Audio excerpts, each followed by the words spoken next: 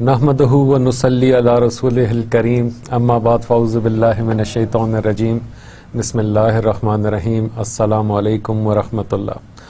Once again, I welcome all you on board for the topic of human resource development.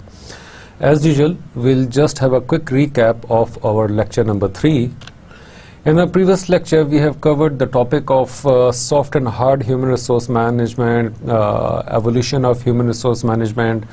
Then there were certain steps, job analysis, staffing, planning, recruiting, and some other things we have covered in our last lecture.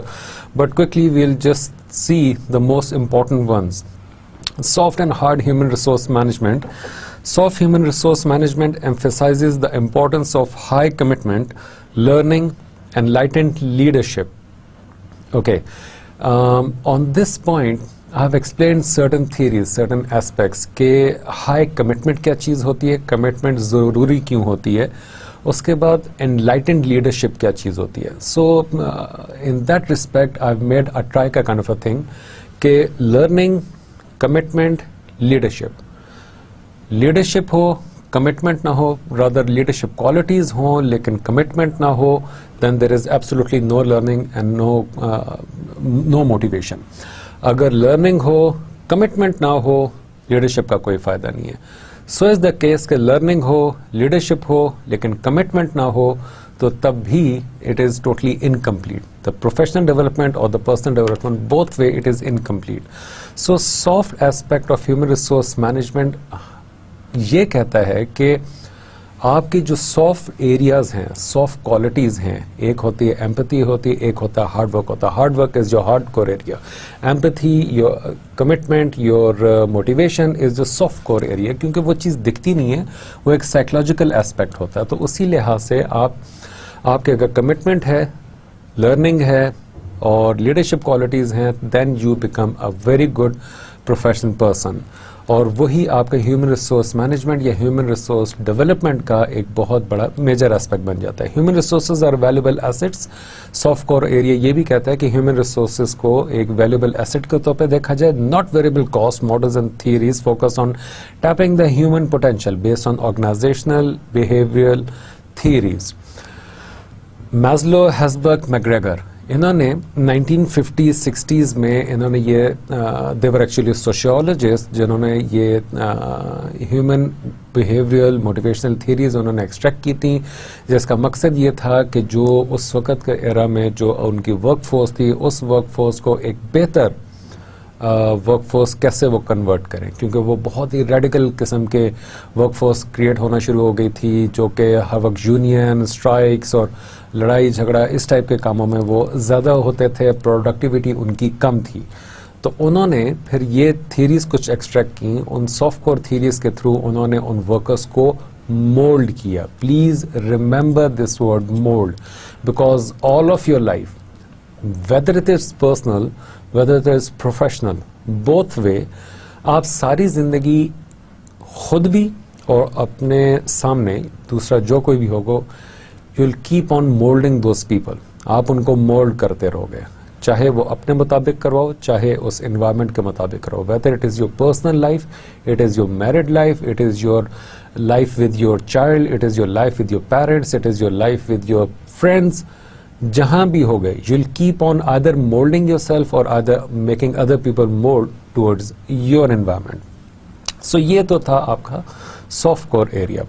Hard core area of human resource management says emphasizing the calculative, quantitative analysis. मैंने last lecture में मैंने ये point put किया था कि जो hard core area होता है, क्योंकि ह्यूमन रिसोर्स मैनेजमेंट को मैं हार्ड कोर एरिया कंसिडर करता हूँ, ना सिर्फ हैं बल्कि most of the professional they think that human और they say that human resource management is the hard core area for any organisation. अब वो ज़माना नहीं कि जहाँ पे हम ह्यूमन रिसोर्स मैनेजमेंट को सिर्फ पर्सनल एडमिनिस्ट्रेशन के तौर पे देखते थे या किताबी लिहाज से उसको देखते थे या सिर्फ थ्योरेटिकल एस्पेक्ट में देखते थे. No, it is more than that. हमने वो रियलिस्टिक अप्रोच में, मिथ एंड रियलिटीज़ में हमने उस कंपैरिजन में देखा था कि अब ह्यूमन रिसोर्स मैनेजमेंट का या ह्यूमन रिसोर्स डेवलपमेंट का अब कॉन्सेप्ट चेंज हो चुका है. सो उस लिहाज से अब human resource development is based, please remember, human resource development is based on calculative and quantitative analysis. Ab there are certain variables, there are certain scorecard, matrices, graphs, calculation, उसके ऊपर बहुत से formulas apply होते हैं, वो सारी चीज़ें मिला के आपका quantitative analysis होता है for human resource development. Human resource की जो परफॉर्मेंस है, परफॉर्मेंस एवेल्यूएशन अब थ्योरेटिकल बेस पे नहीं होती बल्कि क्वांटिटेटिव बेस पर होती है. उसको क्वांटिफाई किया जाता है, नंबर्स के अगेंस्ट होती है, उसको नंबरिंग दी जाती है, score card, wages system etcetera. Next we spoke about evolution of human resource management. I'll just put three eras. इसके बाद we'll move to next topic. 1917 cause that was supposedly the starting of human resource management, लेकिन मैंने उसमें बताया था कि आगाज़ इंसानियत हज़रत आदम अलैहिस्सलाम की तख्लीक से ह्यूमन रिसोर्स मैनेजमेंट का आगाज़ हो चुका था. ह्यूमन रिसोर्स रादर डेवलपमेंट का आगाज़ हो चुका था. मैनेजमेंट शायद उसके बाद आई थी, पहले वो शायद डेवलप हो रहे थे. क्यों? उनको तख्लीक किया गया. उस तख्लीक इंसानियत के बाद उसकी मैनेजमेंट और वो सारा एस्पेक्ट शुरू हुआ. और उसमें ह्यूमन रिसोर्स मैनेजमेंट में फिर हमने एरा के लिहाज से बात की थी. नबी करीम सल्लल्लाहु अलैहि वसल्लम का ज़माना, उनके अदवार, फिर उसके बाद असहाबा कराम, उनके अदवार, और इस तरह करते खुलफाए राशिदीन, उनके अदवार.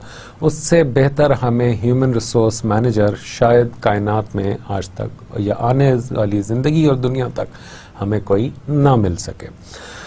उसमें लेकिन क्योंकि हमने थ्योरेटिकली भी in terms of bookish knowledge हमने उस चीज़ को देखना है जो कि 1917-18 का एरा है, जहाँ पे formally personal administration department create किया गया था.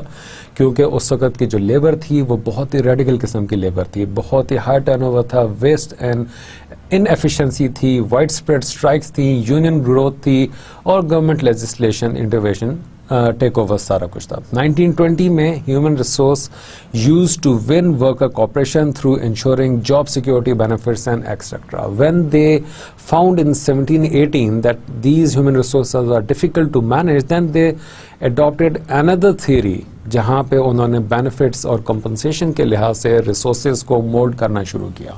In 1930s and 50s, human relation recognizes that there are psychological and social influences to worker satisfaction, cooperation, performance. First focus on groups.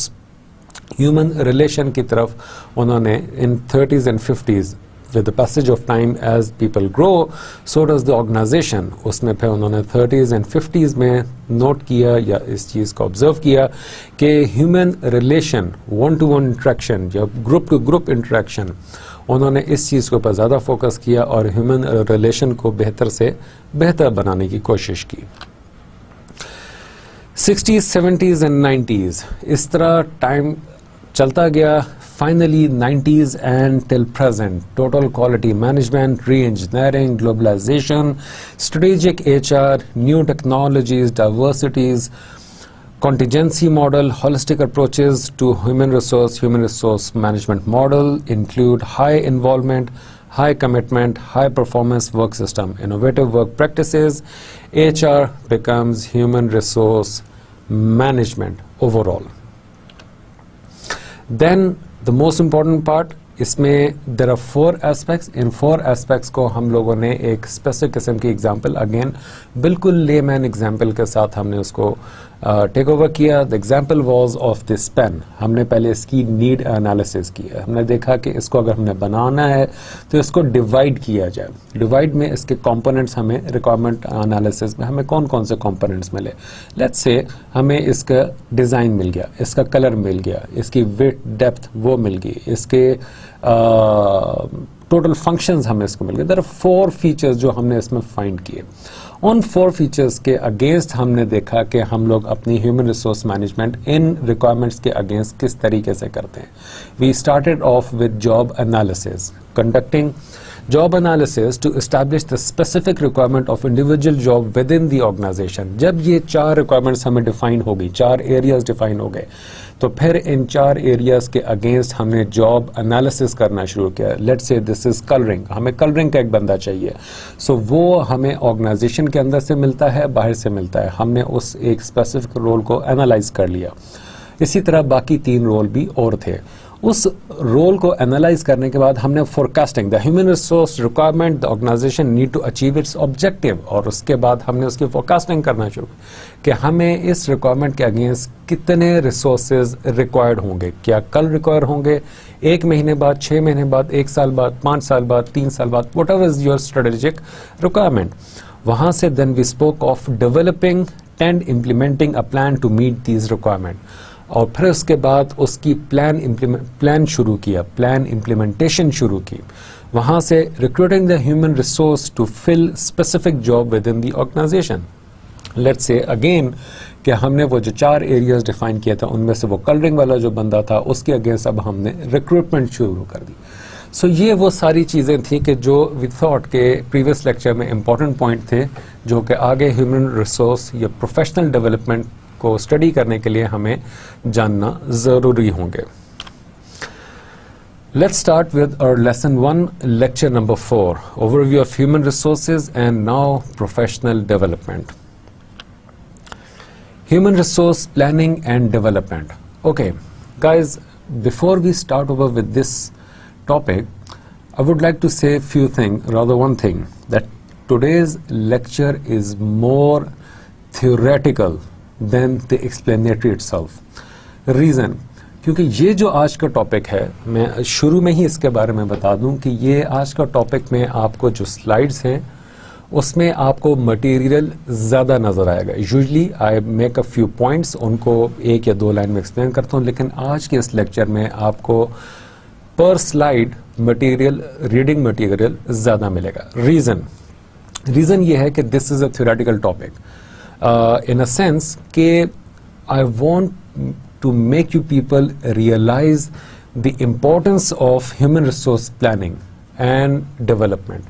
और उसमें काफ़ी सारे मटेरियल को कंसल्ट करने के बाद I came up with these specific points कि जहाँ पे मैं उन सारे मटेरियल्स को एक जगह पे इकट्ठा करके, या तो ये है कि आप वो सारे मटेरियल जहाँ से मैंने ये पढ़ा है और जहाँ से चीज़ें इकट्ठी की आप वो सारे इकट्ठे या तो पढ़ना शुरू कर दें, या फिर ये है कि आप ओवरऑल इन स्लाइड्स को अगर आप स्टडी कर लें तो तब भी आपके लिए समझना एग्जामिनेशन के लिहाज से भी और आपकी पर्सनल लर्निंग के लिहाज से भी आसान हो जाएगा।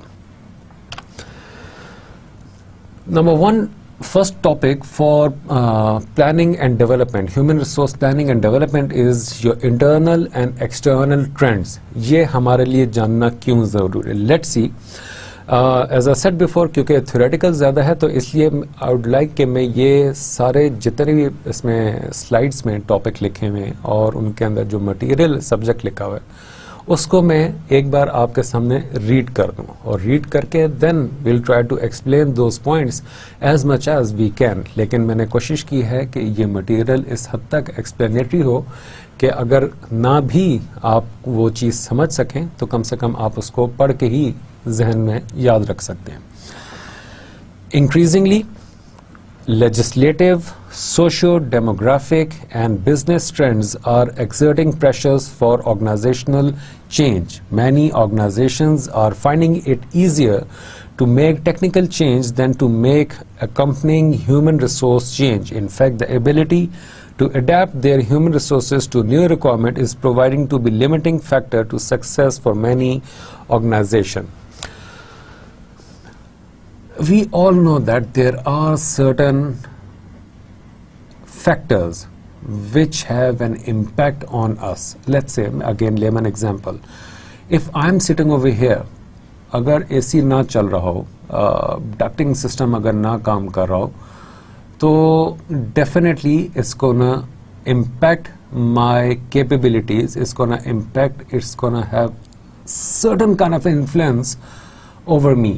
और वो इन्फ्लुएंस किसी भी तरीके से हो सकता है। I would rather be sweating, थोड़ी बाद में पानी पी रहा हूँगा, कुछ देर बाद I will try to have certain some air. Certainly मेरे जो फोकस है, I will keep on losing my focus. You see कि इन्वायरमेंट का आपके ऊपर किस तरीके से इम्पैक्ट होता है। सेम इज़ द केस कि आप ऑर्गेनाइजेशन भी बिल्कुल एक इंसान की तरह काम कर रही होती है, उसका भी अपने ऑर्गेनाइजेशन का भी अपना एक दिमाग होता है, एक सोच होती है, वो एक सर्टन वे में मूव कर रही होती है, सर्टन वे में एक्ट कर रही होती है। सो इसी तरीके से आपकी ऑर्गेनाइजेशन पे लेजिस्लेटिवली आपके socio demographic system, business trends, जो मार्केट में नए नए ट्रेंड्स ईजाद हो रहे हैं, वो आपकी ऑर्गेनाइजेशन पे एक certain amount of pressure create करती है। बहुत सी ऑर्गेनाइजेशंस, क्योंकि उनमें एक certain amount of people they are already working, उनके लिए यह मुश्किल होता है। There are two kind of a change you can bring, either you change your human resource, either you change in जो टेक्नोलॉजी। अगर आप टेक्नोलॉजी चेंज करते हैं, रिसोर्सेज ऑटोमेटिकली उसको अडॉप्ट करते हैं। अगर आप रिसोर्सेज चेंज करते हैं, टेक्नोलॉजी उसके मुताबिक बाद में लेके आना, it's gonna be a difficult thing. Companies, organisation tend to change towards technology, वो अपने आप को टेक्नोलॉजिकल एस्पेक्ट में वो ज्यादा चेंज करते हैं। Reasons why HRP&D, human resource planning and development, is becoming more important. Number one, skill shortage is in key areas. Example, system analyst, engineer, database specialist, information communication specialist, caused by a greater demand for information processing skill along with a shrinking labor force, making it increasingly important to plan for and to develop staff effectively. You remember, जब हमने शुरू में बात की थी human resource development की, तो I gave you certain reasons कि ह्यूमन रिसोर्सेज को अब डेवलप करना इतना ज़रूरी क्यों हो गया।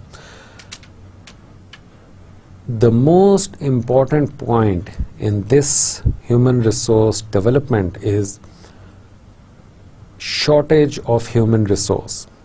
आजकल ह्यूमन रिसोर्स की शॉर्टेज, स्किल्ड ह्यूमन रिसोर्स की, वैसे तो आबादी दिन ब दिन बढ़ रही है, पाकिस्तान की आबादी 20 करोड़ हो गई ऑलमोस्ट, रिसोर्सेज बहुत हैं लेकिन स्किल्ड रिसोर्सेज बहुत कम है। जो आपकी स्पेसिफिक डिमांड होगी, उस डिमांड के मुताबिक रिसोर्सेज मार्केट में कम अवेलेबल हैं।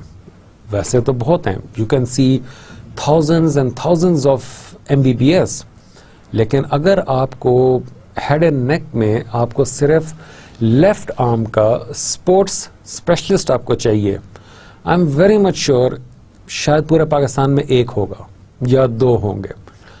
स्पोर्ट्स की जो डिमांड है वो दिन ब दिन बढ़ रही है, आपके स्पोर्ट्समैन बढ़ रहे हैं, आपका ये स्पोर्ट्स इंडस्ट्री जो है वो ग्रो कर रही है, लेकिन उस इंडस्ट्री के लिहाज से आपके जो स्किल्ड रिसोर्सेज हैं in terms of medical practitioners वो बहुत कम है। हमारे यहाँ शायद गिने चुने सिर्फ लोग होंगे जो स्पोर्ट्स के लिहाज से उन्होंने मेडिकल स्टडी की है, बहुत कम। उनका एक्सपीरियंस, अगर चलो स्टडी भी की है या वो समझते भी हैं, लेकिन उनका एक्सपीरियंस इस फील्ड में बहुत कम है। सो वो एक्सपीरियंस रिसोर्सेज जो हैं मार्केट में वो बहुत कम अवेलेबल हैं, और उस अवेलेबिलिटी को, उस डिमांड को, जिसको अभी हम आगे पढ़ेंगे, demand and supply of human resource, वो आगे जाके अभी थोड़ा सा आएगा इसी लेक्चर में। वो जो ह्यूमन रिसोर्स स्किल्ड रिसोर्सेज हैं वो मार्केट में अवेलेबल नहीं है, और उस शॉर्टेज को ओवरकम करने के लिए हमें ह्यूमन रिसोर्स को प्लान करना है, और प्लान के बाद हमें उनको डेवलप करना है। इन नेक्स्ट फ्यू स्लाइड्स हमें ये सारे रीजंस मिलते जाएंगे कि human resource planning and development क्यों इंपॉर्टेंट है। Next point is the requirement to foster management teams capable of accomplishing more with less and with a more diverse workforce. I believe in this point also. I believe that you must be capable of doing more work with less forces, जिसको हम लोग efficient working plan बोलते हैं। ये efficient working plan ये होता है कि if I have a team, let's say I have a team of 35 people managing 5 projects in 5 different countries, अब वो 35 to 40 लोग जो हैं वो 5 प्रोजेक्ट 5 मुल्कों में कर रहे हैं। लॉजिकली अगर ये पाकिस्तान में इस तरह का प्रोजेक्ट होता तो उसमें ऑलमोस्ट 3000 के करीब रिसोर्सेज ऐड हो चुके होते, जैसे PIA हो गया, हमारे पाकिस्तान रेलवे हो गया, पाकिस्तान पोस्ट हो गया, इस तरह बहुत सी ऑर्गेनाइजेशन, पाकिस्तान स्टील हो गया।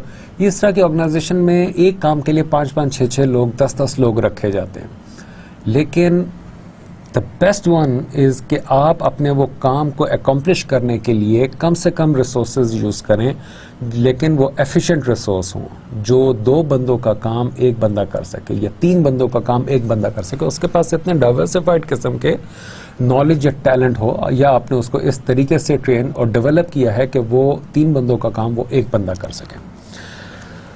The challenge of containing human resources caused in the context of the trend by government to offload training, development, health benefit and other costs onto corporations. Government के लिहाज से there are certain policies कि आप इतने resources रख सकते हैं, आपको इस तरह के रिसोर्सेज चाहिए, आपको इस तरह के रिसोर्सेज को ट्रेन करना है। ये there are certain obligations, legislation, कुछ रूल्स, रेगुलेशन, पॉलिसीज, ये गवर्नमेंट की तरफ से भी इम्पोज होती हैं। उसको देखते हुए भी आपको एक अपने ह्यूमन रिसोर्स को प्लान करना है और एक रिसोर्स पूल डेवलप करना है। The pressures of accelerating social and legislative changes, example pay equity, employment equity, etc.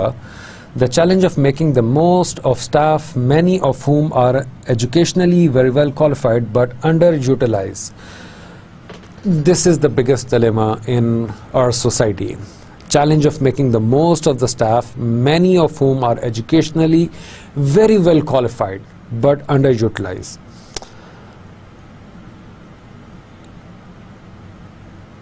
I was holding an interview. हमारे कुछ there was a time कि जहाँ पे एक इंटरव्यू कर रहा था मैं, और job was of very initial level job थी। तो unfortunately person who was sitting in front of me, उसकी बहुत कम पे थी उस जॉब की। That person was MPhil and he was enrolled in PhD, and that person applied for that job. And I was shocked.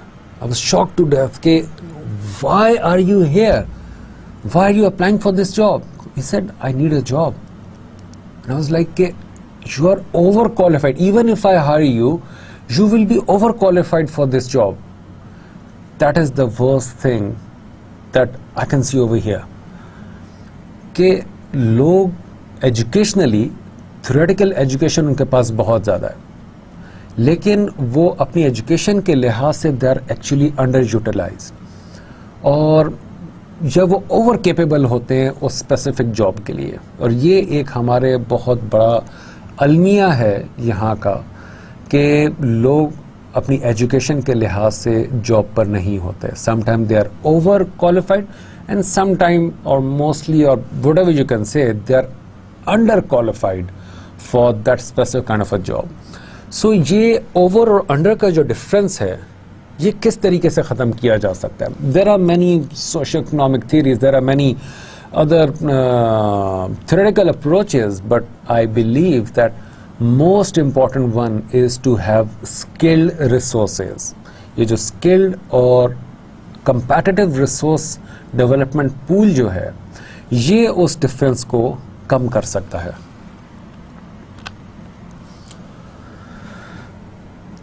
Next one is corporate downsizing. We all know that. It is happening not only in Pakistan but globally. Rather, I sometimes say it's not happening in Pakistan.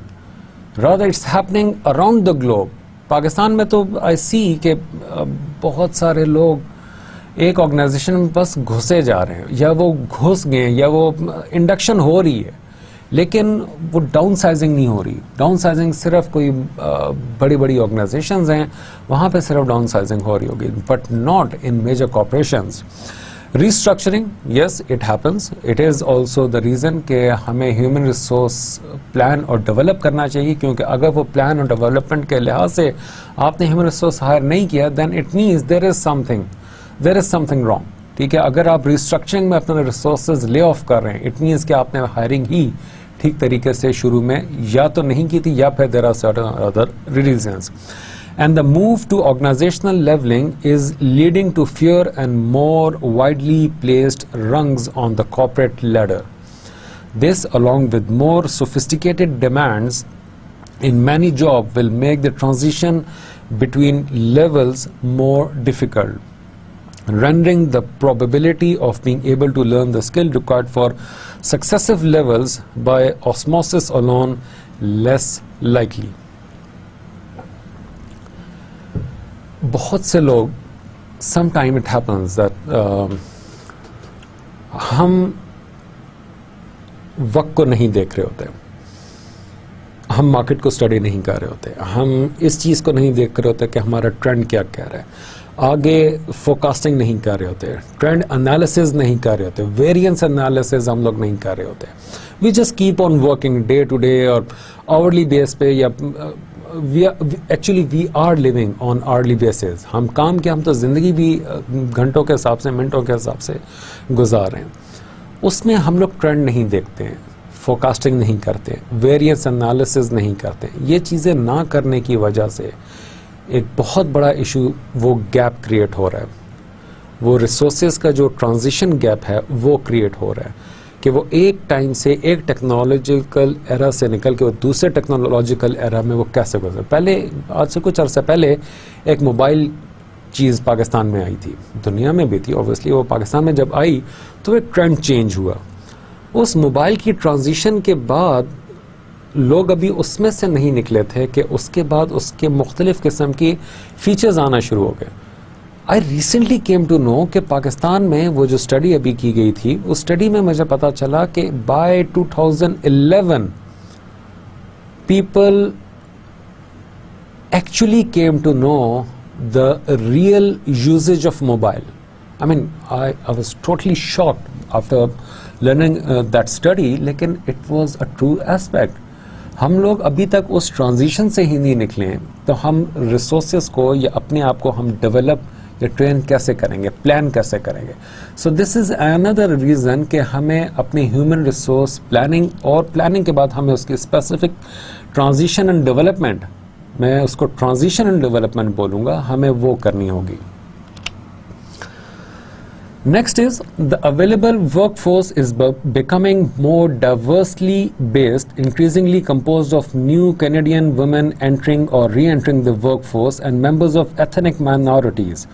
ये एक study थी, उसमें उन्होंने ये देखा कि वो workforce जो है वो डाइवर्सिफाइड होती जा रही है.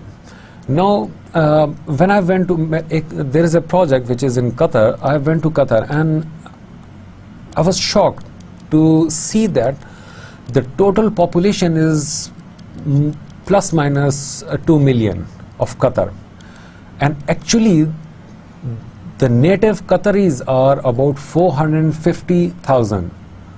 4.5 लाख ओरिजिनल कतरी है, और जो टोटल पॉपुलेशन है कतर की वो 20 मिलियन, तकरीबन 20 लाख से ज़्यादा है, जिसमें ओरिजिनल कतरी सिर्फ 4.5 लाख है, और उससे almost double amount, double numbers Indians की है. सो यू कैन सी कि वो जो रिसोर्स पूल डेवलप हो रहा है वो अजीब एक डाइवर्सिफाइड किस्म का डेवलप हो रहा है. इंडियंस हैं, पाकिस्तानी हैं, middle east and African region के हैं, फिलीपींस के हैं. सो ये इस तरह मुख्तलिफ रीजन के अंदर about 65 nations, 65 nation people are working in Qatar. So इस लिहाज से अगर आप देखें तो वो आपका डाइवर्सिफाइड वर्कफोर्स क्रिएट हो रही है, which is again creating a gap, जो कि बहुत बड़ा एक गैप क्रिएट कर रही है. सो ये स्टडी जो थी कोर्ट्स 1990 में स्टडी की गई, और उस स्टडी में उन्होंने यही किया कि वो डाइवर्सिफाइड बेस्ड उनके वर्कफोर्स क्रिएट हो रही है. उसमें उन्होंने जो स्टडी किया वो वुमेन्स को उन्होंने एक सैम्पल के तौर पे पिक किया, एंड दे सी के जो नेक्स्ट वर्कफोर्स क्रिएट हो रही है उसमें वुमेन्स की जो परसेंटेज है वो बहुत ज़्यादा होगी. Although these individuals will bring many skills and abilities with them, the ability to assess and keep track of skill and qualification as well as progress on skill refocusing and upgrading programs will be an increasingly important HRMS function. Basically इस study में उन्होंने prove किया था कि क्योंकि बहुत diversified किस्म की वर्कफोर्स क्रिएट हो रही है। जब डाइवर्सिफाइड किस्म की वर्कफोर्स क्रिएट हो रही है तो ऑब्वियसली बहुत डाइवर्सिफाइड किस्म के स्किल सेट्स भी क्रिएट होंगे। किसी में कोई सिस्टम एनालिस्ट होगा, कोई डेटाबेस सिस्टम एनालिस्ट होगा, कोई PHP सिस्टम एनालिस्ट होगा। There are 1001 type of system analyst that you can find in the market. उसी के साथ साथ आपके पास मेडिकल फील्ड के, इंजीनियरिंग फील्ड के, आपके पास सिक्योरिटी फील्ड के, health sector, you name the sector, आपके पास डाइवर्सिफाइड किस्म के स्किल सेट क्रिएट हो रहा है। So how to track them, आप कैसे उन चीज़ों का ट्रैक करो? तो उसके लिए वो सारे स्किल सेट एक डेटाबेस में जाके एंटर हों and then you can find any kind of resources that you want, different checks उसमें ऑप्शंस ऐड करें और फिर आप उसके ऊपर सर्च लगाएं, आपको वो सर्च नैरो डाउन होके आपको वो मिल जाएगी। सेम इज़ द केस कि जैसे आप मुख्तलिफ सर्च इंजन में या फेसबुक पे या किसी भी और इसी तरह सोशल नेटवर्क्स पे आप कुछ कैटेगरीज ऐड करके उसके मुताबिक आप सर्च करते हैं तो वो आपकी सर्च पहले वो थाउजेंड्स में शो करता है, फिर उसको नैरो डाउन करते करते करते वो 10s and 20s में वो आपको शो कर देगा। Same is the case over here. So this study actually likers and Thomas 1991, इस स्टडी में उन्होंने इस चीज़ के ऊपर एम्फसाइज किया था कि आपके पास ह्यूमन रिसोर्स मैनेजमेंट सिस्टम वो अब बहुत ज़रूरी हो गया। Importance of an HRMS, human resource management system, again it is based on certain studies. मैंने आपको कहा था कि ह्यूमन रिसोर्स मैनेजमेंट अब वो सिंपैथेटिक एरिया नहीं है, वो like to live with people वाला एरिया नहीं है। It is more of a practical approach. ये रिसर्च बेस है, ये थ्योरेटिकल थ्योरीज के बेस के ऊपर इसको डेवलप किया गया है। It is a hardcore area now. So human resource management system की जो डिमांड है उस लिहाज से उस पर जो स्टडीज़ की गई थी, the need to plan more systematically for the people required to staff and manage organisations now and into the future is critical. Casco, Thacker, Dyer and Holder, Ulrich Weigel. Such planning cannot be done effectively. I repeat, such planning cannot be done effectively in organizations any size beyond a few hundred employees without the support of an HRMS. चंद एक लोगों के अलावा it is not possible कि आप human resource management system के बगैर अब critical important जो स्टाफ है आप उसको ढूंढ सकें। एक बहुत बड़ी एग्जांपल आपके पास ये जितने जॉब पोर्टल्स हैं आप उनको देख लें। वो जॉब पोर्टल में एक जॉब सीकर का है, एक एम्प्लॉयर का उसमें टैब है। जो एम्प्लॉयर का टैब है that is specifically design for that. आपके पास पाकिस्तान में बहुत सारी इसकी एग्जांपल्स हैं, आप उन एग्जांपल्स को उठा के देख लें। rosie.pk है, आपके पास bed.com है, आपके पास monsterjob.com, देयर आर मैनी। सो इस तरह ये इसी वजह से it is actually part of human resource management system कि वो स्किल्ड रिसोर्सेज जो हैं आपको वहाँ पे आप इजीली अपने स्किल्ड रिसोर्स को, there might be about 400 to 500,000 registered users on that, maybe more, I don't know, I'm just putting an example कि इससे भी कहीं ज़्यादा लोग वहाँ पर रजिस्टर्ड होंगे। अब 4-5 लोगों में 4-5 लाख लोगों में से आपने अगर 100 लोग ढूंढने हैं तो इट इज़ एब्सोल्युटली इम्पॉसिबल कि without human resource management system आप उस चीज़ को ढूंढ सकें। So it is now necessary part for human resource development and management system to have your HRMS. With the support of such tool, human resources staff have increasingly been able to demonstrate that they have an important contribution to make to bottom line strategic corporate decision making. Sometime it happens, हर किसी की ज़िंदगी में होता है। I am sure कि आप में से वो लोग के जो प्रोफेशनली किसी जगह पे इस वक्त जॉब कर रहे हैं या तो उनके साथ हुआ होगा या उन्होंने अपने सामने ये चीज़ होते हुए देखी होगी कि कोई एक जूनियर स्टाफ जो है उसको एक एग्जीक्यूटिव मीटिंग में बुला लिया जाता है। Why? It's totally because of the analysis, the forecasting, the thinking, the new idea generation. और ये सारी चीज़ें आप बहुत बार आपको इस ऐसी मीटिंग में या टॉप मीटिंग में या टॉप एग्जीक्यूटिव कमेटी में आपको उस तरह से बुलाया जाता है कि आपकी वो एक स्पेसिफिक सोच होती है, वो सोच कि जो कोई और नहीं देख रहा होता। उसकी वजह से आप अपने वो डिसीजन मेकिंग में आपको कंट्रीब्यूट कर दिया जाए. These human resources executives that have been able to show that they have something important to contribute to the bottom line success of the organization are increasingly being welcomed to sit on senior executive committees. Human resource planning. In continuation, the objective of human resource planning is to ensure that there are sufficient number of competent and motivated employees to meet an organizational need now and for the foreseeable future. The use of an HRMS in strategic corporate decision making should result in improved, number one, understanding of human resource implication of business operational strategies. Number two, awareness of the experience, knowledge and ability in the organizational employees. Number four, productivity. Number five, selection, development of potential replacement for key vulnerable positions. Okay, now comes the part of demand and supply forecasting. We know this demand and supply concept very well. It's not only about the economics, it's more of a logic. हमें पता है कि जब demand होगी तो उसी हिसाब से उसकी सप्लाई होगी. सप्लाई कम होगी, डिमांड आपकी बढ़ती जा रही है, सप्लाई में आप प्राइस चेंज करते हैं. There are many factors that we can play around with. लेकिन ये जो डिमांड एंड सप्लाई फोरकास्टिंग है, it is a trick of a trade. मैं इसको इस तरह कहता हूँ कि जिसको ये फोरकास्टिंग की ट्रिक आती है, जिसको ये फोरकास्टिंग का हुनर आता है, वो बहुत सक्सेसफुल इंसान है इन कमिंग फ्यूचर. वो बहुत सक्सेसफुल इंसान होगा. लेकिन proper forecasting based on certain variables, certain components, और वो उसके बाकायदा एनालिसिस किया जा सके, जिसको आप ट्रेंड एनालिसिस करते हैं और उसकी बेस पे वो प्रॉपर फोरकास्टिंग होती है. अगर आप ये डिमांड एंड सप्लाई फोरकास्टिंग को ह्यूमन रिसोर्स के लिहाज से पुट करें, trust me, there are many business ideas that you can generate. Let's not talk about the business ideas. Let's be focused on the concept of human resource development. The structure of an organization workforce, I repeat, the structure of an organization workforce, including the number of employees that may be required with specified skill in defined position, should be determined from the organizational strategic business plan through demand forecasting.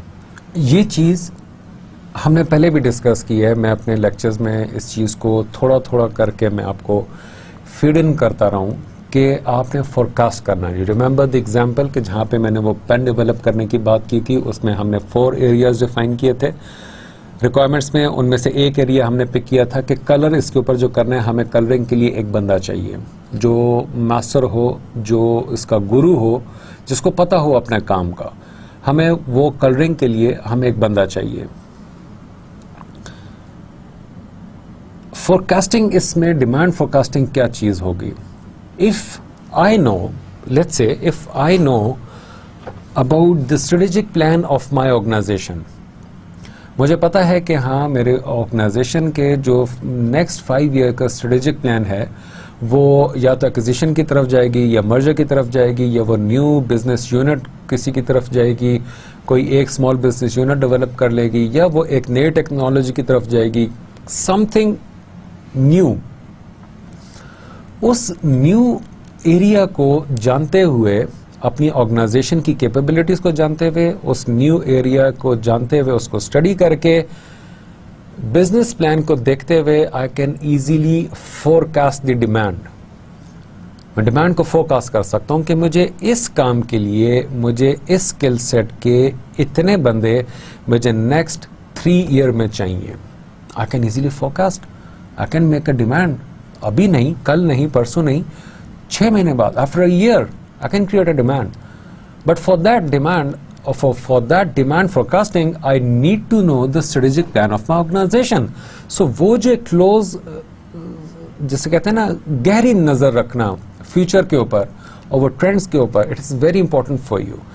और वो चीज़ जो है, वो demand create एक specific time से होना शुरू हो जाती है.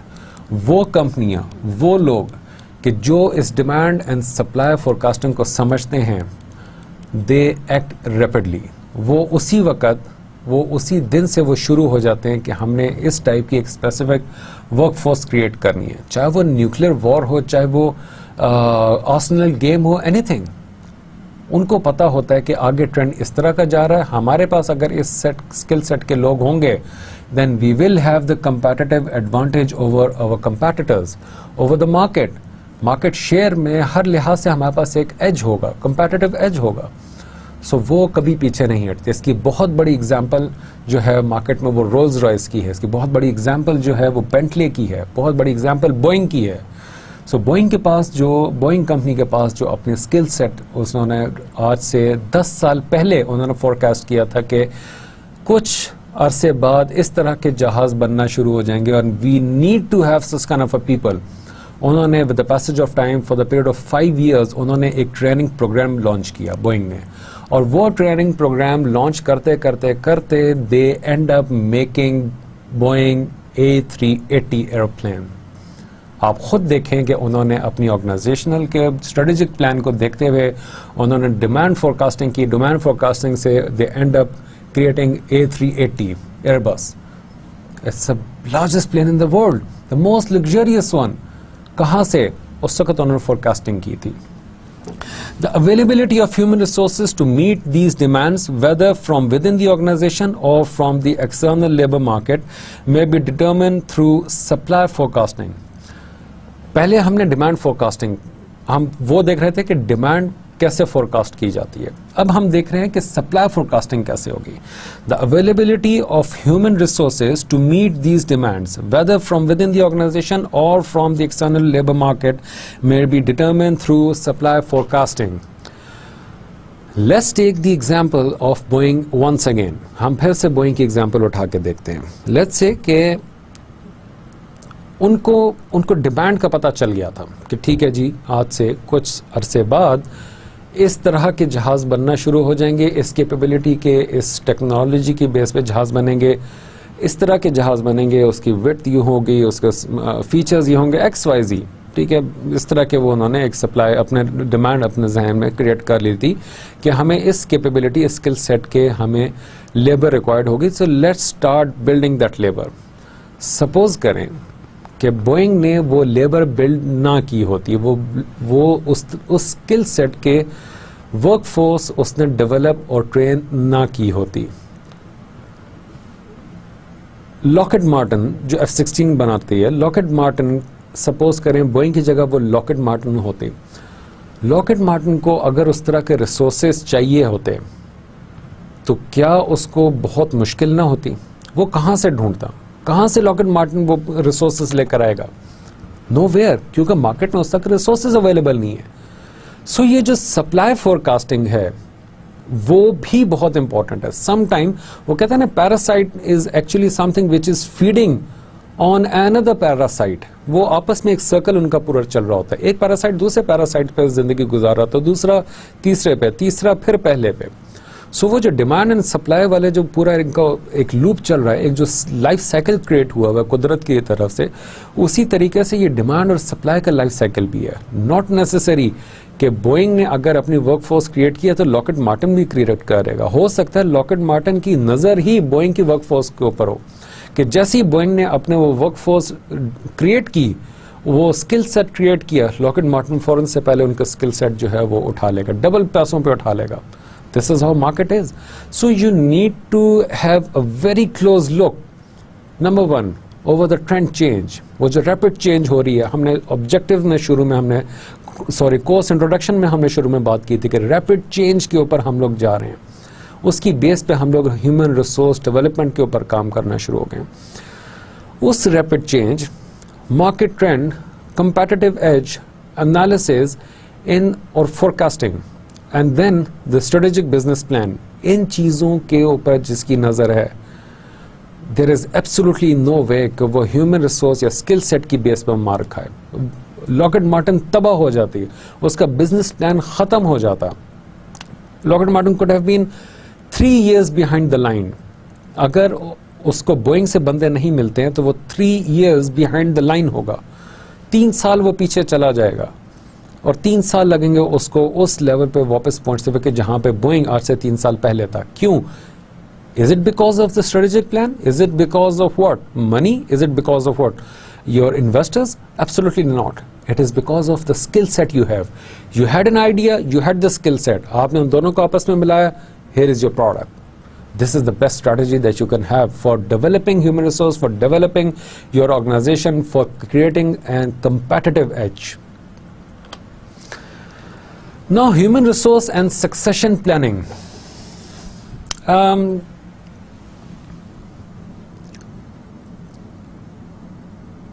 ह्यूमन रिसोर्स प्लानिंग एक चीज हमने अभी थोड़ी देर पहले पढ़ी। देयर इज अ मिसकॉन्सेप्शन कि सक्सेशन प्लान जो है और ह्यूमन रिसोर्स प्लान ये दोनों मोरलेस एक ही चीजें हैं। No, it is not, it is different. How it goes is, okay, let's first see this slide, हम इसको स्टडी करते हैं, then I will explain to you. There is something confusion in the difference between human resource and succession planning. We have found the following rule of thumbs to be useful in distinguishing between the two.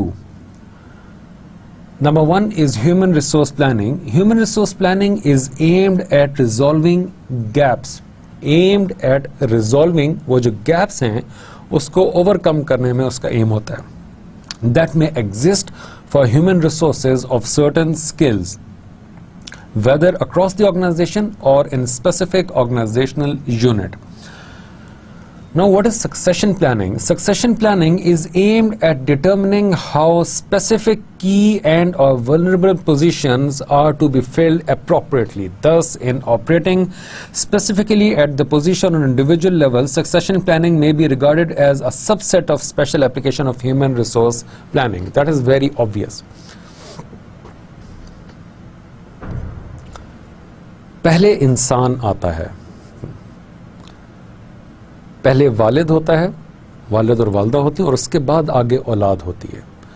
जब parents और आगे बच्चे होते हैं तो succession उसके लिहाज से क्रिएट होती है.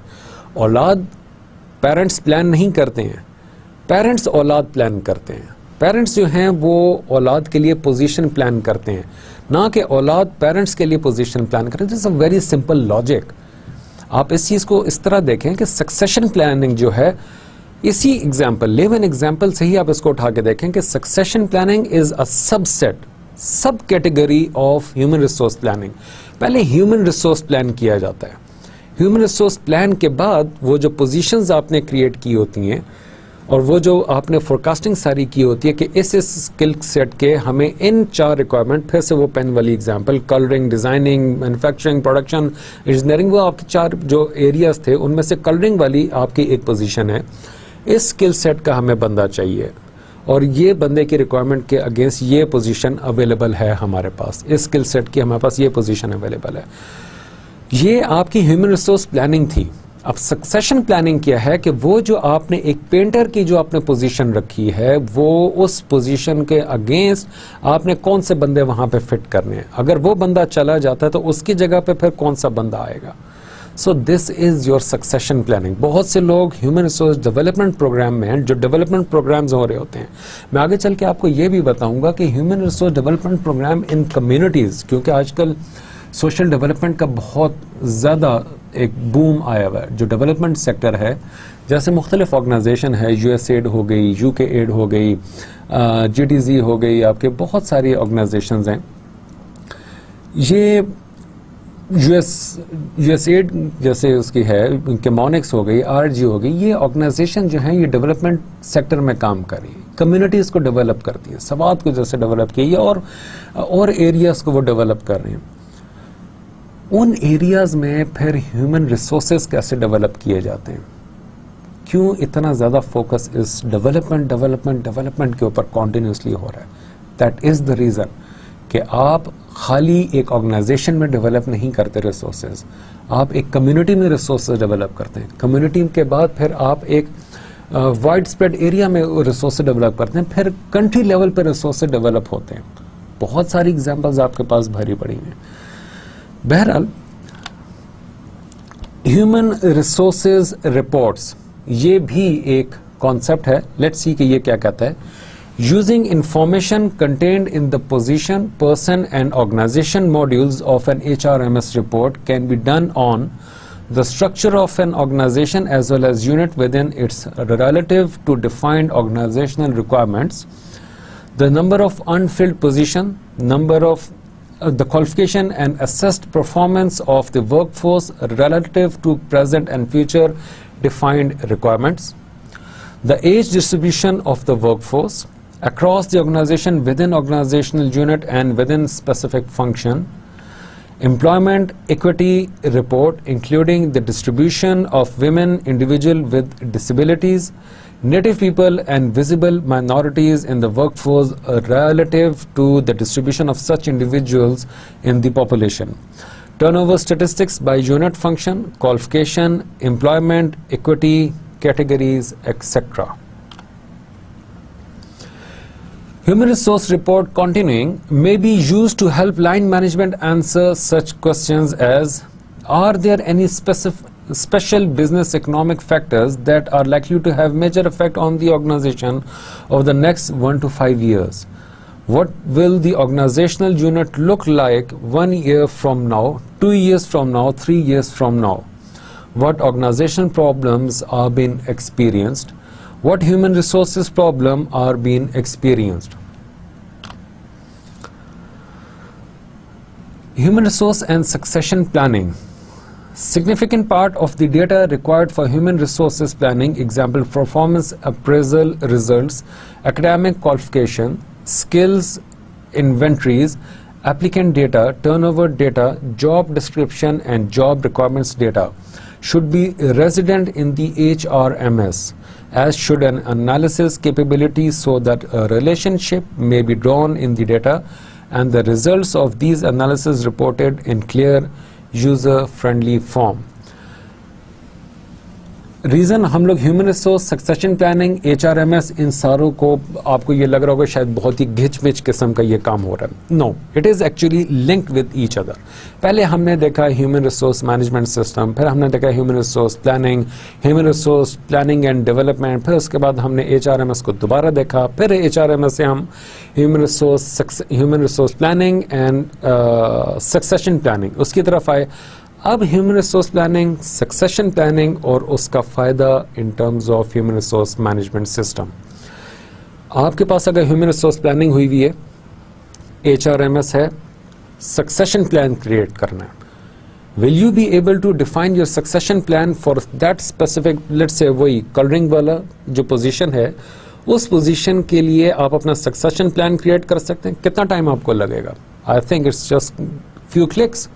अगर आपके पास ह्यूमन रिसोर्स मैनेजमेंट सिस्टम है, आपके पास वो स्किल सेट सारे डिफाइन हुए, वो tables, categories, education level, experience, gender, वो सारे स्किल सेट के आपके पास डिफरेंट टेबल्स हैं. आपने सिर्फ उनको सिलेक्ट करना है, सर्च करना है, आपके पास 3-4 वो बंदे या 1-2 बंदे आ जाएंगे. So person A was appointed on that position. उस पर्सन ए का सक्सेसर कौन होगा? अगर वो नहीं होता तो उसकी जगह पे कौन होगा? दैट पर्सन बी जो आपने सर्च किया था. सर्टेन क्लिक, ऑलरेडी आपने अपनी मार्किंग में रख दिया. If you are not even available in the company और 2 साल बाद उस पोजीशन के ऊपर रिक्वायरमेंट होती है कि जी वो बंदा चला गया, उसकी जगह पे कौन बंदा आएगा, तो बजाय इसके क्या हाथ पैर फूलते हैं, लोगों के परेशान हो जाते हैं. ऑर्गेनाइजेशन के पास ऑलरेडी वो पूरी इन्फॉर्मेशन पड़ेगी, ये बंदा है जी, वो सक्सेशन प्लान बना के गया था, सिंपल उसको उसकी जगह पे पुट कर दिया जाता है. So this is how and why this HRMS, human resource planning, human resource development and succession planning is important to each other. Knowing what is on the system as well as how to conduct the requisite analysis and report the result provides human resources personnel with the golden opportunity for gaining credibility with line management in an area that is becoming increasingly important to the long-term health of an organization. The human resource practitioner should be able to use the HRMS to provide statistical overview of the whole organization, as well as each unit involved in human resource/succession planning.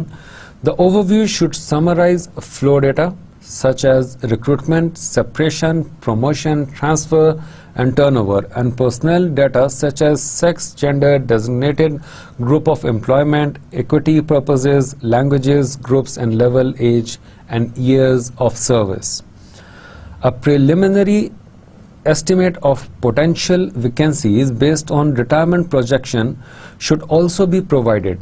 More detailed assessments of these data may be conducted with line management, wherein information can be added that is not formally contained on the HRMS but may be known in the work environment, such as possible transfer, promotion, resignations, retirements, and so on. The HRMS should contain or at least have access to job description information that can be related to its modules containing detailed information on the positions and organization structure. It should have the capability of presenting this information quickly and flexibly in user-friendly form. The human resource practitioner should then do summary analysis which can be provided to line management in advance of any HR planning meetings and should be prepared to do further what-if modeling as part of the planning process. Line management should use this information to review job description positions that will probably become vacant in the next few years and or those that have significant operational impact. The job description information should be examined to help identify the major qualities of experience, knowledge, and ability that will be required in successors to the present incumbent. The HRMS can then be used to provide information on current employees, including latest performance review and career development reports that have been completed and entered on the system. Summary reports of this information prepared by human resource practitioners and applied to line management beforehand can be used to refresh memories regarding individual strength areas that need improvement, career interest, and development plans. A human resource practitioner can help line management identify potential successors for all positions that have been identified as key and or vulnerable. He or she can also play a special role in using the HRMS in identifying appropriate individual in an organizational unit other than the one in question. The Human Resource Succession Planning module of the Human Resource Management System should have pre-established screens that allow those responsible for human resource succession planning to document the additional knowledge, experience, or formal training that is determined to be necessary for the identified individuals to qualify as candidates when each position becomes vacant. The organizational charting function of an HRMS should be able to show the relation of such key or vulnerable positions to each other and to other positions in the organizational, thus providing a graphic overview of the health of management, depth of the organization, as well as where there might be weaknesses. Human resource and succession planning is often done by committees formed from the senior management team of the organizational unit concerned, with the head of unit as chair and a human resource practitioner as a resource person. Such a committee attempt to reconcile the demand of personnel with the required skill mix and the available supply reflected in the career planning and development information and summary reports available through the HRMS. The committee examines this information in the context of what the unit requires now and for the future, both generally and for specific positions including employment, equity, consideration. The main basis for human resource succession plans are organizational requirements as determined by the demand-supply forecast as outlined earlier, along with the resources to make them happen. It is generally more effective and economical to develop human resources internally When, however, it is evident that certain requirements will not or may not be met through such efforts, then the human resources plan will have contingencies to ensure that appropriate individuals are recruited externally. That's all for the human resource and succession planning, human resource management, human resource planning and development for now. Now moving to the next part, as I said before कि आज के ये जो topics हैं ये काफ़ी हद तक theoretical किस्म के हैं. I know that it was mundane, I do agree, और मैं इसमें इस आज के लेक्चर में reading time थोड़ा ज़्यादा था, explaining time थोड़ा कम था. Reason वो मैं आपको पहले बता चुका हूँ कि ये मुख्तलिफ जगहों से ये सारी चीज़ें इकट्ठी करके I thought कि आपके लिए एक आसान बना दिया जाए कि ये सारी चीज़ें इनको यहाँ पे पुट कर दिया जाए.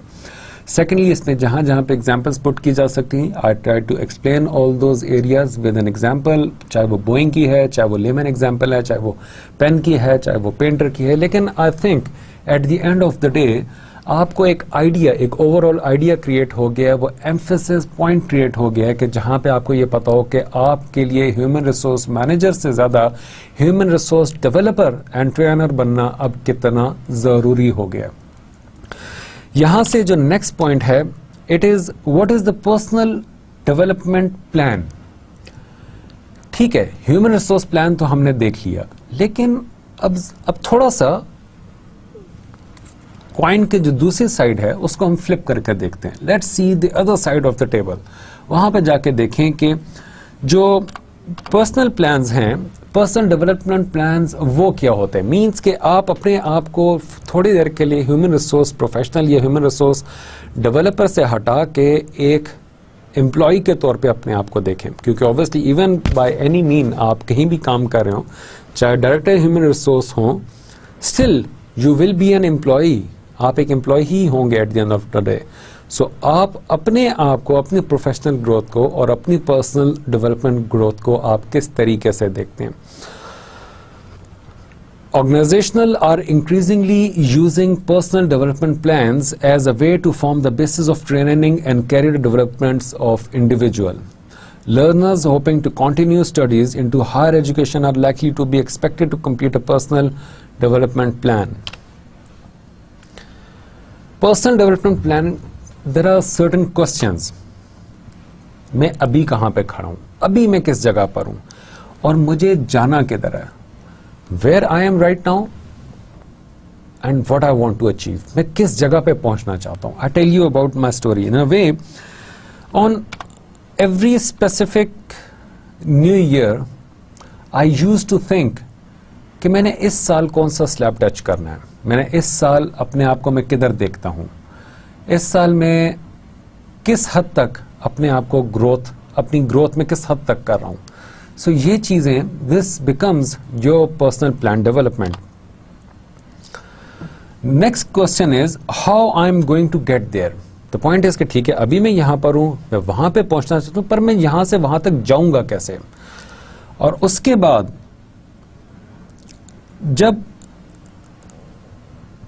जब आप एक टाइम गुजर जाता है, with that passage of time you tend to see कि अब मैं यहां से स्टार्ट किया था और हूं मैं कहां पे. Identifying existing skills and qualification, identifying strengths, identifying weaknesses. What are the feature of personal development plan, where do I want to go, identifying long term aims, identifying feature required skills and qualification. What are the feature of the personal development plan? How am I going to get there? Setting timeline, setting short-term goals. ये आपके short term goals आप अपने site पे देख सकते हैं. Attend all lessons, work hard, pass exam, course work. Benefits and risk. What are the benefits of completing a personal development plan? What are the risks of completing a personal development plan? There are both benefits for the individual and employers. Individual, the plan can be a motivating factor, become focused on self-improvement and understand the long-term implication of the efforts. Employer's point of view, The plan encourages employees to be proactive about their career planning. Businesses will be constantly assessing whether raising expectation of the opportunities that may be presented to the employee could cause more damage, not offering personal development programs at all. That's all for today. We'll see each other next time in next lecture. Till then, take good care of yourself. Assalamu alaikum wa rahmatullah.